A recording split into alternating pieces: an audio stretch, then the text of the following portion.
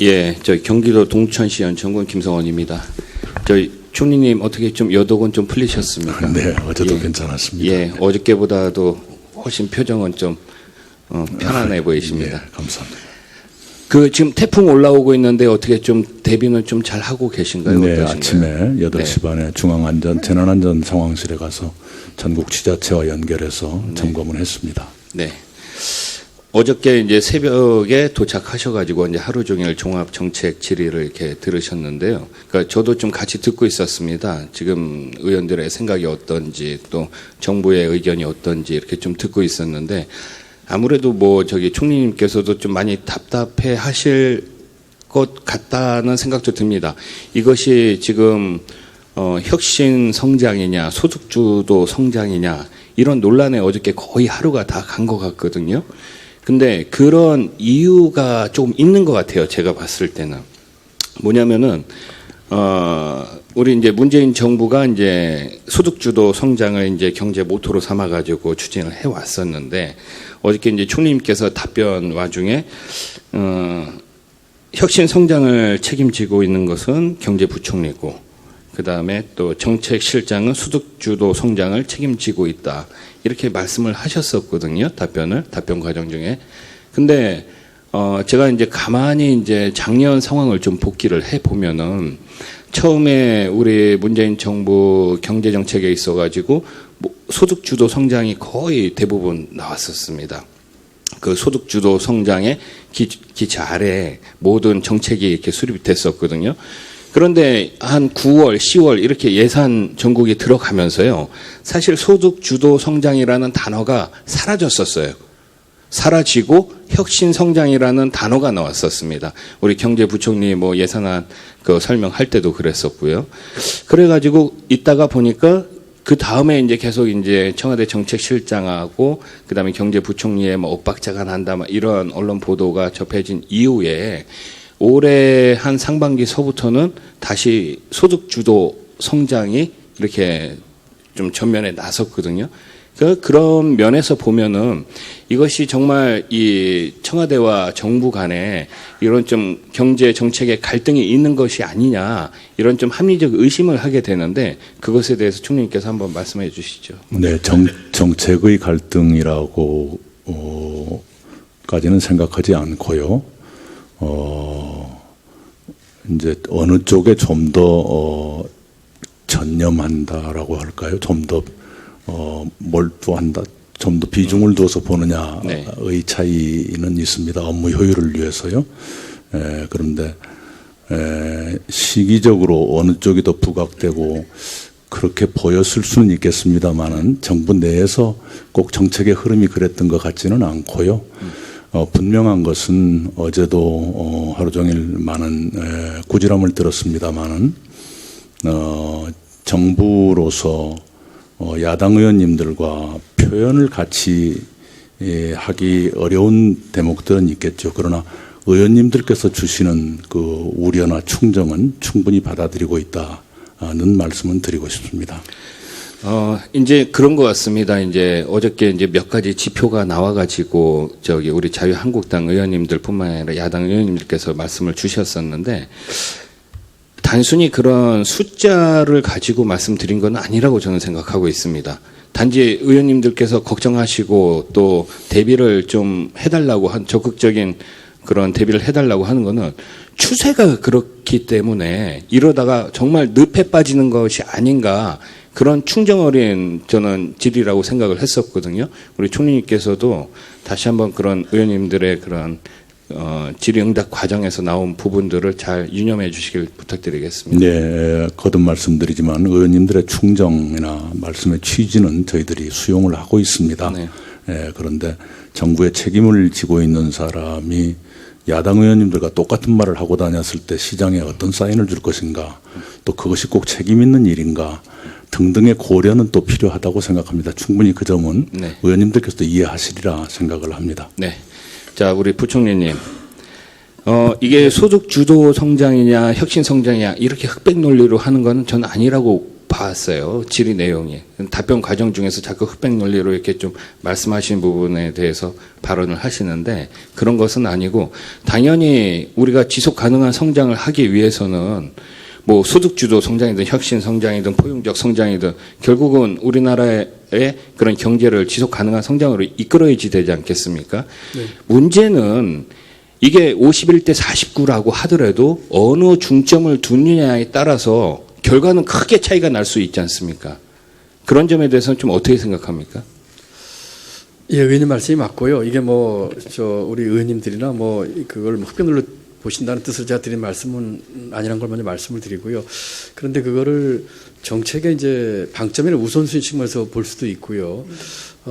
또는 같이 해야 될 얘기거든요. 아니, 그럼 양립하고 예, 또 상호 보완하고 이렇게 보완하고 이끌어야죠. 어느 하나만 가서는 오히려 안 좋을 겁니다. 그렇기 예. 때문에 이거를 뭐 몇 대 몇이라기보다는 같이 충분히 할 수 있는 정책입니다. 예. 그렇기 때문에 균형 잡히게 또 필요하다면은 어떤 때는 어떤 점이 조금 더 신경을 쓸 수 있겠죠. 예를 들어서 소득주 성장 같은 경우는 정부 내 빠른 의사결정과 재정 지원 같은 걸로 나갈 수 있는 부분이 있고요. 혁신 성장의 많은 부분들은 예컨대 규제 같은 거는 법 개정이라든지 조금 제도적인 측면에 접근하는 측면도 있고요. 또 시장과의 소통 측면에서 혁신 성장 측면에서 보면은 정부의 일관된 메시지를 주는 측면 이런 것들이 좀 서로가 이 방법면이나 이 전략물이 좀 다르기 때문에 조금씩 차이가 있을 수는 있습니다만 기본적으로는 두 개가 같이 이렇게 가는 것으로 그렇게 이해하시면 어떨까 싶습니다. 예. 이제 우리 국민들이 피부로 실제 경기를 체감하고 있는 부분은 물론 뭐 부총리님이나 총리님께서는 또 시장의 안정성 또 그런 것들을 생각해 갖고 좀 평이하게 말씀하실 수도 있지만 실제 국민들이 느끼는 지금 경제 상황 또 여러 가지 지표들은 생각보다 상당히 좀 심각합니다. 그러니까 예를 들어 가지고 지금 OECD가 작성하고 있는 경기 선행지수 조사 계속 15개월 연속 하락하고 있고 또 뭐 7월 실업급여 지급액 같은 경우는 엄청나게 좀 높아지고 있고요.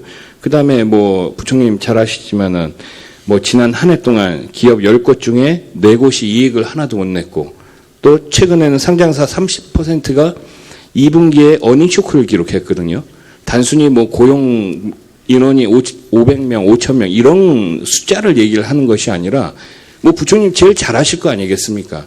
지금의 이 트렌드가 정말 대한민국의 경제가 장기 불황의 늪으로 빠져들고 있는 상황에서 정부는 기다려달라고 하고 믿고 기다려달라고 하고 12월이면은 괜찮아질 거라고 하고 이런 식의 답변이 나오니까 국민들은 도대체 더 이 지금 지친 폭염에 더 힘들어한다는 거거든요. 그것에 대해서 한 말씀 좀 해주셔야지 될 것 같습니다. 예, 의원님 그 부분은 저희도 굉장히 절감하고 있고 아프게 생각하는 부분이고요. 제가 거시경제 측면에서 잠재 성장률 정도 성장을 하고 있고 여러 가지 위험 요인을 관리를 하고 있습니다라고 말씀을 드리고 있지만 의원님 정확하게 지적하신 것처럼 국민들이 체감하는 그런 경기와 서민 또 최근에 이제 중소상공인 자영업자들 고통이 심하다는 점에서 저희가 느끼고 있고 또 책임감도 통감을 하고 있습니다. 두 가지로 말씀드릴 수 있을 것 같습니다. 하나는 이 선행지수나 여러 가지 측면에서 봐서 또 대외 변수 이런 걸 봐서 우리 경기가 어떻게 될 것이냐는 측면에서 저희가 잘 이제 대처를 해야 되는 측면이 있는데 그런 측면에서 정부가 이 시장과 기업과 민간에 혼재된 사인이 아닌 일관된 사인을 주는 것이 굉장히 중요합니다. 정책적으로. 그런 측면에서 정부가 조금 더 노력을 해야 되겠다는 생각을 하나 가져보고요. 두 번째는 기업 이익 말씀을 하셨는데 맞습니다. 지금 예컨대 반도체라든지 이런 쪽에 호황이나 또 이익 나는 것에 비해서 전반적인 기업들을 보면은 상당한 기업들이 수익 못 내는 일들이 많이 있거든요. 이 문제는 결국 중기적으로 또는 장기적으로 우리 산업 구조 문제나 이것을 어떻게 끌고 가냐 하는, 어떻게 가지고 가시냐는 문제와 직결되어 있습니다. 앞에 말씀드린 거는 경기적인 측면에서 정부가 해야 될 여러 가지 거시정책, 미시정책을 다 같이 하면서 시장에 일관된 메시지를 주는 측면을 말씀드린 거고요. 두 번째 측면은 구조적으로 또 장기적으로 우리가 어떤 미래의 먹거리로 우리 산업의 패턴과 구조개혁과 중장기적인 대응을 할 것이냐, 이 두 가지 측면이라고 생각을 합니다. 두 가지 측면에서 정부가 보다 더 노력을 하도록 하겠습니다. 예, 조금 이따 다시 나누기로 하고요. 다음에 우리 좀 현안 질의 좀 하겠습니다. 보건복지부 장관님. 네, 말씀하십시오. 자, 우리 국민연금 문제 조금 말씀드릴게요. 지금 뭐 거의 뭐 세대 간 갈등으로 이어지고 있습니다. 자, 우선은요, 기금운용본부장. 예. 어떻게 하실 거예요? 우선은 그거를 좀 말씀을 한번 해주세요. 왜 1년 동안 공석이었는지, 1년 이상 동안 공석이었는지, 이거 국민들은 이 국민연금 하나만 바라보고 사시는 분들 상당히 많은데요. 이 중요한 자리에 임명을 1년 이상 공석으로 놔뒀다는 것에 대해서 또 그 결과로 인해 가지고 지금 뭡니까? 수익률서부터 해가지고 여러 가지 말도 안 되는 대책들이 나오는 것에 대해서 국민들은 공분하고 있고 또 그것이 세대 갈등을 유발하고 있거든요. 그것에 대해서 한번 소상히 자세하게 한번 말씀해 주세요. 예. 지금 말씀하신 기금운용본부장은 임명권자가 이제 연금공단 이사장님이 있습니다. 네. 이사장 임명이 작년 연말에 되었습니다. 그래서 이사장이 임명되기 전까지 이제 당 임명권자가 아직 없었기 때문에 작년 연말까지는 임명을 추진할 수 없었고요. 연금공단 이사장이 언제 임명됐습니까? 연말이요? 네, 아니 작년 연말입니다. 몇 월이요? 그게 작년 11월 정도 될 겁니다. 네. 예. 그리고 이제 그 이후에 바로 뭐 제가 직접 하는 건 아니지만 이사장께서 기문본부장을 임명하기 위해서 바로 공무에 들어갔습니다. 그리고는 공부를 하고 공무기간이 적어도 두세 달은 걸리는 거니까 하고 난 뒤에 검증 과정에서 이제 제가 승인권자입니다. 저게 승인 요청이 올라왔고 그래서 저는 그 승인 요청을 하기 위해서 필요한 검증 절차에 들어갔습니다. 그 검증 과정에서 올라온 그 세 분들 중에서 몇 분들이 다 하자들이 나왔습니다. 그래서 하자가 나와서 제가 승인하기 힘들다는 의사를 표명을 했고 그래서 이제 다시 처리를 하고 다시 재공모에 들어간 상태이고 어제 이제 재공모 과정에서 면접이 어제 진행되었습니다. 그래서 조만간 또 저기에 승인 요청이 올 것으로 그렇게 생각이 됩니다. 다 좋게 보더라도요. 자, 3명의 하자가 있는 사람을 추천한 국민연금관리공단 이사장, 그것에 대한 책임은 없습니까? 예, 그거는 이제 기금본부장을 뽑기 위한 추천위원회에서 따로 별도의 조직이 구성되어서 하기 때문에 그분들 다 외부인 인사들입니다. 그 외부 인사들로 구성되었고 굳이 뭐 우리가 찾는다면 그 엉망한 분들이 그렇게 썩 좋은 분들이 엉망하지 않았다는 그런 뭐 하나의 장관님 사태 파악하셨을 텐데요. 네. 장하성 정책실장의 인사 외압에 대해서 한 말씀 해주시죠. 사실 무근입니까? 아니면은 실제 그런 의도, 그런 행동이 조금 있었습니까? 정말 제가 아는 바로서는 사실 무근입니다. 전혀 아시는 바 없으세요? 아니요, 제가 아는 바로서는 그 장하성 실장이나 장한 이사장이 직접 인터뷰도 했는데 아시는 바가 없으세요, 장관님께서? 예, 그거는 제가 언론에 보도된 것은 많이 와전된 것을 제가 파악하고 있습니다. 직접 인터뷰 해가지고 한 건데 그게 와전이 됐습니까? 지금 의원님께서 질의하신 것은 장하성 실장님이 그 인사 과정에서 어떤 영향력을 발휘한 것이라는 뜻으로 제가 해석을 했습니다. 그런 것이 없었다는 것을 저는 확신하고 있습니다. 예, 다음 넘어가죠. 다음 산자부 장관님. 네. 자, 이제 전기료 잠깐 얘기하겠는데요. 전기료 얘기하기 전에요. 한전이 왜 이렇게 적자가 나고 있습니까? 올해 2분기 적자액만 6,781억 원이에요. 작년까지만 해도 1조 3천억, 뭐 2조 7천억, 최대 2016년도 3분기까지는 4조 4천억의 영업이익을 내던 한전이 왜 갑자기 이렇게 적자를 내고 있습니까? 그 이유가 뭐죠? 제가 세 가지 이유 때문에 한전의 적자 요인이 있다고 보고 있습니다. 첫 번째는 위원님께서도 아시다시피 전체 국제 유가가 상승을 하지 않았습니까? 한 40불 정도 되는 유가가 한 70불. 그러면서 국제 연료 가격이 상승되면서 연료 구입비 상승이 있었습니다. 그래서 그 적자 부분에서 거의 80%에 달하는 부분이 그 원인이었습니다. 두 번째는 신규 설비 투자 같은 것들이 주요 원인이었고, 세 번째는 원전 정비 일수가 조금 증가됐습니다. 거기에 따라서 또 LNG 발전 비용이 조금 증가된 그런 부분이 있습니다. 그래서 한전에서 전기료 인하하는 것에 대해서는 어떻게 생각하는가요? 전기료 인하, 우선은 제가 정확하게 여쭤보면은, 자, 누진세 산업부의 입장은 뭡니까? 누진세 폐지에 대한 산업부의 입장 말씀해 주십시오. 저희들은 여러 가지 가능성을 열어두고 논의되어야 된다라고 생각하고 있습니다. 다만 지금 가정용 전기에 대한 부분은 한전이 이 전기를 가정용에 판매를 하면 할수록 이 적자가 되는 그런 구조입니다. 그래서 그런 그 한전의 재무 구조를 우리가 감안했었을 때 지금 현 상태에서 전체적인 전기 요금을 우리가 손을 본다고 하면은 우리가 누진제를 손을 대는 순간에 한 1,400만 가구가 1단계와 그리고 2단계 초반에 사용하는 1,400만 가구가 전기요금 인상 압박 요인이 있습니다. 그렇지만 지금 많은 국민들이 특히 이번 여름 때 이 전기요금에 대한 걱정이 많고 또 누진제에 대한 폐지에 대한 요구도 많은 걸로 알고 있습니다. 그래서 저희들이 누진제 폐지까지 모든 가능성을 염두에 두고 산업부가 시나리오를 준비해서 이번 하반기 국회에서 국회와 협의해서 이 누진제에 대한 개편을 하고자 합니다. 제가 지금 이해하기에는 누진제 폐지에 대해서는 반대하는 것처럼 보이는데 맞나요?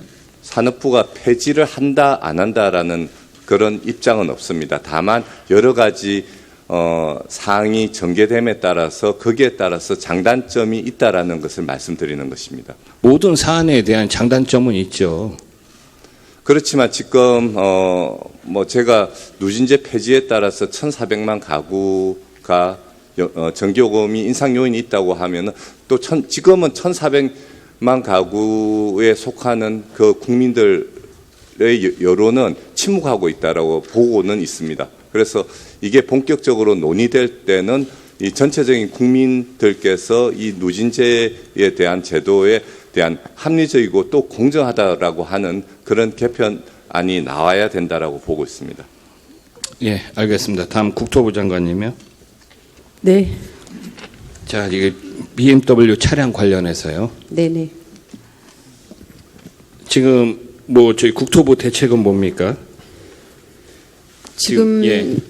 저희가 BMW 측에 얘기해서 지금 리콜이 진행되고 있고요. 그다음에 저희 교통안전연구원의 합동조사단을 구성해서 BMW가 제출하는 자료를 포함해서 그와 또 무관하게 독자적인 조사를 진행하고 있습니다. 조사 결과에 따라서 BMW가 제시한 답변이 허위일 경우에 또 은폐나 늑장, 늑콜 이런 걸로 바뀔 때는 거기에 맞게 수사 의뢰하거나 합당한 처분을 할 계획입니다. 지금 저희 국토부에서 저걸 한 거죠? 안전점검 받게끔 이렇게 다 한 거죠? BMW 차량에 네네, 대해서요. 예. 근데 안전점검 받은 차량에 불이 났어요? 네네. 그거는 뭐 때문에 그렇다고 생각하십니까? 저희가 봤을 때는 안전점검 한 자체에서 실수가 있었다고 봅니다. 그래서 이 문제에 대해서는 BMW에 저희가 지금 몇 가지를 요구하고 있는데요. 원하시면 다시 안전점검을 해드리고 그 기간에 BMW가 무상으로 렌트를 해주는 것, 그다음에 저희 교통안전공단이 가지고 있는 정비소에서 대신 장비를 BMW로부터 인계받아서 대신 정비하는 그런 방법들에 대해서 BMW하고 얘기하고 있습니다. 예. 지금 보면요. 그러니까 검사를 정기 검사하는 데서 하고 있잖아요. BMW 회사가 예. 가지고 있는 서비스 센터에서 하고 그러니까요. 있습니다. 예. 지금 근데 불나는 원인이 EGR 때문인지 아니면 엔진 근처에 플라스틱 소재의 과열 때문인지 아직 확실하게 나오지 않은 상황이죠. 네네. 자, 제 생각은 그렇습니다. 우리 국민들도 그렇게 생각할 텐데요. 이게 이제 실정법에 명시되지 않았더라도 이 강학상의 제조물 책임을 근거로 해갖고 제조사에게 강한 페널티를 부과하듯이 해서 제조사가 직접적으로 리콜하게 하거나 아니면 잔존가로 매수토록 하게 하는 것이 이게 좀 국민 정서와 좀 국민 자존심에 부합하는 것 아닌가 생각하는데 어떻게 생각하세요? 지금 리콜이 시작됐고요. 예. 그다음에 말씀하신 것처럼 그 매수하게 하거나 이런 문제가 되려면 원인 조사 결과에서 그 결과가 나와야 됩니다. 거기에서 근거 결과가 확정되기 전까지는 조치를 취하기는 한계가 있습니다. 네, 알겠습니다. 다음 환경부 장관 차관님. 저기 BMW 결함 원래 환경부가 알고 있었다가 은폐했다는 지적이 있는데 어떻게 생각하세요? 그렇지 않습니다. 예, 저희가 리콜할 때 그 자동차 이제 결함을 보는 것은 그 대기오염 물질 저감 장치가 제대로 작동하고 있는지에 대해서 보는 것입니다. 그래서 그것에 대한 어떤 결함이 있어서 리콜을 했던 것이고요. 그 과정에서 화재 원인까지 파악했어야 되지 않느냐 하는 것은 그 현장 상황이라든가 그러니까 BMW가 환경부에 제출한 보고서에 없었다 이 말씀이신 거죠? 예, 그렇습니다. 예, 제가 이거 나중에 다시 한번 질의하도록 하겠습니다. 저기 식약처장님이요. 예, 식약처장님. 자, 최근에 한 외식업체에서요. 예. 부패 회를 재사용한 것에 대해서 큰 예. 논란이 있었습니다. 어떻게 재사용한 회를 먹어도 되나요? 어떻게 되나요? 식약처 입장은 어떻습니까? 그 현장 점검을 다 다녀왔고 또 그 부패 전체에 대해서 조사를 좀 했습니다. 그 결과 현행법으로는 처벌하기 어려워서 새로운 기준을 만들려고 하고 있습니다. 그러니까 지금 회 재사용에 대한 문제는 없다 이런 말씀이신가요? 손님이 먹다 남은 음식을 재사용하는 것은 금지되어 있는데 현행법으로 그 손님한테 과연 이렇게 제공하는 음식이냐 부패가 그래서 그런 부분이 있어서 새로운 기준을 설정하려고 하고 있습니다. 예. 자, 그러면은 발암물질 고혈압 사태 관련해서 식약처 의견은 뭡니까?